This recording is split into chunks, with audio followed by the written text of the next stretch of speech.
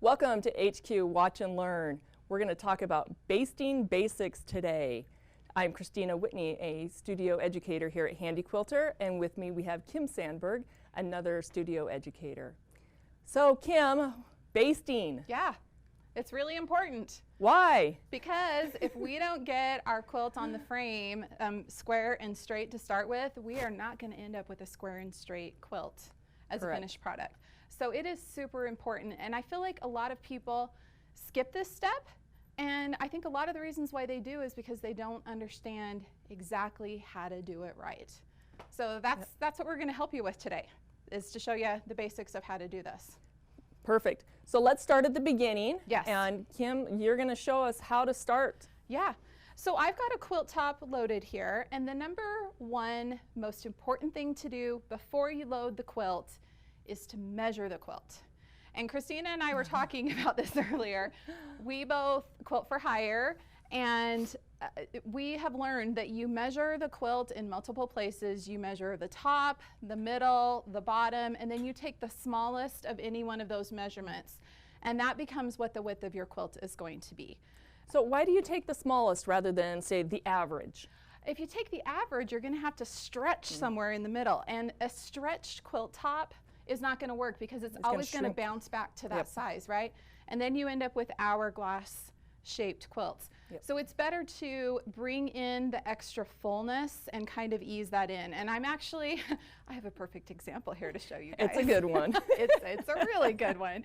We have a little project that Kristina and I and Kelly also have been working on here in the studio for a class that we're teaching. And we each pieced this top, and then we're quilting it our own way just to show some different fun ideas. And one of them that I pieced is the borders aren't, they're a little wavy. So we thought this would actually be the perfect chance to show you how to deal with that, because it's pretty common. Quite often we cut our borders to start with, and we don't take in for the fact that maybe our 1/4 inch seam was a little generous or other things like that, right? Yeah. So people cut their borders to follow what's in the instructions on the pattern. Exactly. Whereas the center that they're going to attach the borders to might not be the exact same size as what the pattern writer had on theirs. So measure, measure, measure before putting your borders on. Exactly, exactly. So I've got my quilt top loaded here, and I've actually got my center marked here with a pin. You guys can see this pin right here. And what I'm doing is using my centering measuring tape. And Kristina and I both love this. It has a 0 point in the center, and then it goes out by numbers both ways. So I can actually lay this in the center and easily see what measurement I need to use. And it is like 19 1/8 on both sides. So that makes it easy. I only have to remember one number instead of trying to remember like 1 and whatever on both sides.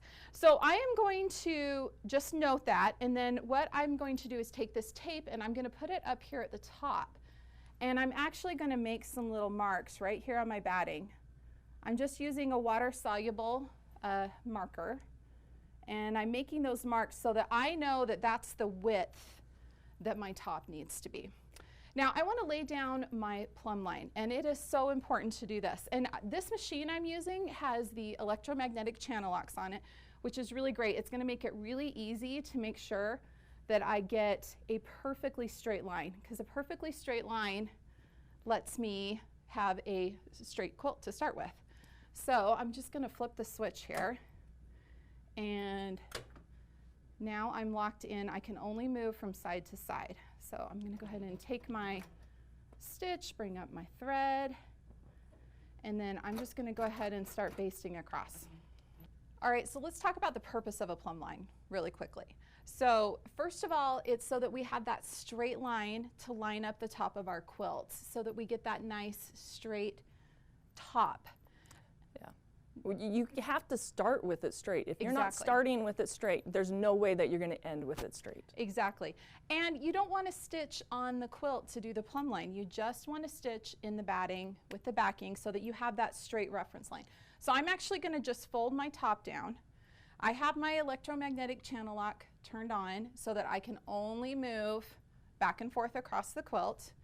And I'm going to go ahead and take my stitch, bring up my bobbin, and I have my machine set on a basting stitch. And I'm just going to go ahead and stitch straight across here, laying down this plumb line. And I'll turn this off so I can cut my thread. I really like those electromagnetic channel locks. So easy just to turn it on and off. They are. Aren't they so great? So great. They are so great. Okay, now I'm going to very carefully line up my quilt. And this is where you want to take a little bit of extra time, make sure you get everything lined up.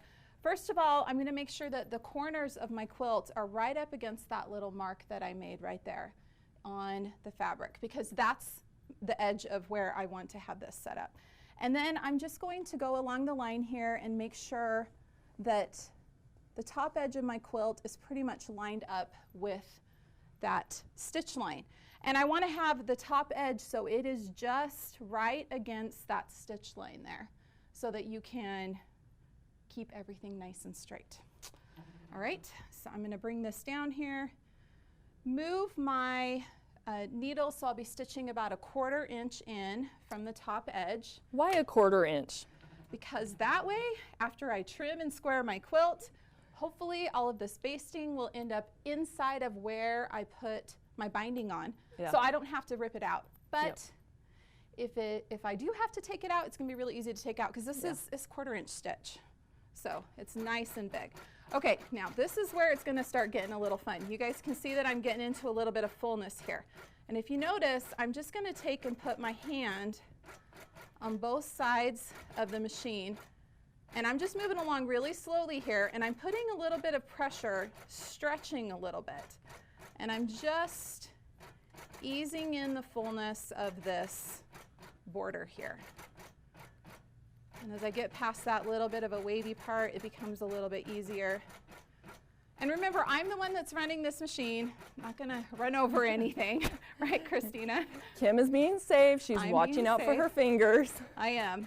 And I want to end up with this right here. Oh, next to that mark. Look at that. Dang, I did good. I'm feeling good about that one. Go over and see. Yeah, how did I do there? What do you think? Do you approve? Does that look good? Fabulous. I think it looks really great. Okay, so now I've got my plumb line and I have the top of my quilt basted down and it's nice and straight. Now let's talk about the next step in basting. It's always to baste down the sides. We need to baste down the sides and keep things straight. And once again, I have this mark here that I can line up against, and I'm going to turn on the electromagnetic channel locks so I can only move back and forth towards me. And I'll bring up my bobbin, and then I'll go ahead and stitch down. Once again, keeping everything nice and straight. So I get to the bottom of my throat space, turn this off, go ahead and do this. Now, Kristina, as I'm advancing this, how do I keep my sides straight? Do you have any good tips for that? I like to use my centering tape. Right. So I'm going to borrow that from you for just a second. And I keep my centering tape up on my idle bar. Oh, very nice. And I just take, like you marked your batting, I will just mark on my idle pole with a dry erase marker, the really left smart. and the right side. And then as I'm advancing, I just want to keep the sides of that quilt lined up with the marks that I've left there. Okay, so I love that. So just actually putting it right here on the bar, what a great idea. Yep. I love that, that's such a great And idea. then it's always there, it's always centered. I don't have to make any adjustments with it. Exactly, such So a good Kim? tip. I'm just gonna baste down this other side. Okay, I was going to make a suggestion, but you're too speedy for Oh me. no, what was your suggestion? Tell me. So with that quilt that you're working on, we have extra fullness in the Yes, we borders. do. So if you think about it, when you're stitching, if you're stitching down, you're pushing everything down. You're exactly Continually pushing it down. So when we get to the bottom of the quilt, we're going to have like this big saggy spot right. here. Like big pointy corners. Yes. So when I have fullness in my borders, I like to start at the bottom Oh, right. and work my way up, easing the fullness in for that section. Such a So good I'm easing the fullness in throughout the quilt rather than ending up with a whole bunch down at the very bottom. Down at the bottom, yeah. Have you all ended up with a quilt that's got kind of a frowny face at the bottom, right, where it comes down? Never. And then you have to, you just trim it off and hope it looks okay. But actually, if you follow these tips, and Kristina's exactly right, I was going to demonstrate that. Thank you for reminding me. Sorry. That's okay. That's got okay. all excited. I forgot. So, okay, so now I have got the basics of basting. I've got like my foundation of basting here, but here's the trick. I want to set this quilt up so that I am going to actually start quilting in the center. I've got a design all figured out for this, and it only works by starting in the center and going out. I'm doing it with my Pro Stitcher, and so I kind of have to fit the pieces together as puzzle pieces. So I need to stabilize this quilt so I can go ahead and advance it and start working in the center. So one thing that's really nice about the pattern I'm currently working with is we've got all these nice straight borders, right, Kristina? Perfectly straight. So, but we are human. But what I'm going to do is just put more lines across here, and just basting lines. Okay. And I want to use, I want to lay them about every probably 3 to 4 inches. Is that about what you do too? On mine that I've got here, I did a 1-inch baste. A 1-inch baste, okay. Yeah, I wanted to keep it together, but also really easy to take back out when I was done. Oh, and you're talking about the stitch length that you did. You did a 1-inch baste. Awesome. I did. That's awesome. Okay. And go ahead. No, it's okay. I think we both thought we were talking about different things there. I'm talking about how far apart to put the basting. Okay. But yes, using a 1-inch basting stitch is totally great. And you know what? Actually, I could go up to a 1/2 on this one. So let's go ahead and do that. But what I'm going to do is I'm going to just lay some more lines across this. First of all, I'm going to pull this pin out so I make sure and don't want to have that in the road. And once again, I'm going to set my channel lock so that I can only go back and forth, and I'm just going to go ahead and stitch across. Is this kind of what you do too, Kristina? Yes, and using the channel locks like you are right now, you can actually manipulate the quilt top to make sure that it's staying square. So yeah, using your hand and just work it so that it is perfectly square there. Keeping everything nice and straight. And it is really nice when you've got straight borders on there. It makes it easier to be able to do that. So, and we would just keep laying these down all the way, and then we're able to stabilize the whole quilt as we go across. Yeah. So, and Kristina's actually got, like I mentioned, we're both quilting the same quilt. She's got hers over there, and why don't you talk to us a little bit about what you've got going on over there? Okay, so with the basting that Kim's been doing, the basting basics, you would only baste what's in your throat space that you weren't going to be quilting. Right. So you would always baste the top line and the sides in your throat space, and then quilt whatever you're going to quilt in that space. And then advance and baste the sides. You don't have to baste the entire quilt unless you're doing a project like Kim and I are doing, where we're going to be going back and forth quite a bit. So if you look at this quilt, I've already stitched in the ditch around all of the borders and the piecing, and to be able to do that with my throat space, I would just do a section of it, and then I need to advance to get the rest of that section. Also changing thread colors or changing feet, I don't want to be having to change every single time to fill that entire throat space. Right. So I basted the entire quilt down before I did anything else. Cool. And then that way I can, what I call my double Dutch. I love it. I can roll it back and forth. And that way you can, like, for example, load one thread color, stitch everything on the quilt with that one thread color, and then go back, work your way back and forth. And luckily these quilts are really small, but I've seen you do this even with larger quilts. Oh yeah. It makes it really easier. Yeah. I don't like taking the time to change my thread color constantly. Right. So I will, a lot of times if I'm doing a larger quilt and I'm going to do 2 thread colors, I will stitch everything in the throat space in one thread color, advance, do the next throat space, and go throughout. And the sections that I'm not quilting, I will actually baste in that section. So if you look on this one, I didn't have any quilting in this white area. So I had basted just to keep everything in line throughout that white until I go back and do the stitching with the white. Very cool. I noticed too, though, you talked about you did your stitch in the ditch. So that's another way that we can stabilize our quilts beforehand, right? Yep. Is doing all of that stitch in the ditch. We baste everything down first, go through the whole quilt, do the stitch in the ditch, and then it helps keep everything nice, straight, and square too, right? Yeah. Actually, with this one, I was able to fit this whole center part in one throat space. So I didn't even bother basting that. I just went ahead and stitched in the ditch for that section and just basted the other parts that I didn't have stitching in. The outside. But you started in the center on your quilt too, Yes. right? Yep. Just So I like basted the mine. top and then worked my way down. And then worked your way down. Yeah. That's really cool. But yeah. we had some comments on another video asking, you know, how do you do that? Why do you do that? Yeah. So that's why we are able to load the entire thing. Yeah. I had the top on my top bar, but Right. once I've basted the entire quilt top onto the backing, Right. I'm no longer using this top bar. Right. It's not attached to the leader, and that's what allows me to roll it back and forth. If I still had it attached onto my top pole, I wouldn't be able to roll it. Exactly, back and forth. Especially as you're basting down within your throat space, you can't go back Yep. at all. So Yep. Do what you can in your throat space, move to the next one. Yeah. When you're all the way through with the whole quilt, you've basted the bottom, then you can go back and do the rest of it. And move back and forth. Yep. Exactly, exactly. That's so great. So let's talk about some of the different threads that we use. So Kristina and I both have some of our favorites. So a thread that I love to use for basting, this is actually called Vanish from Superior Threads, and it's a water-soluble thread. And it's really cool because you stitch it all down, and then when you get done, you just spray it with your water bottle, your you know, just the one you use for ironing, just plain water, and the thread disappears.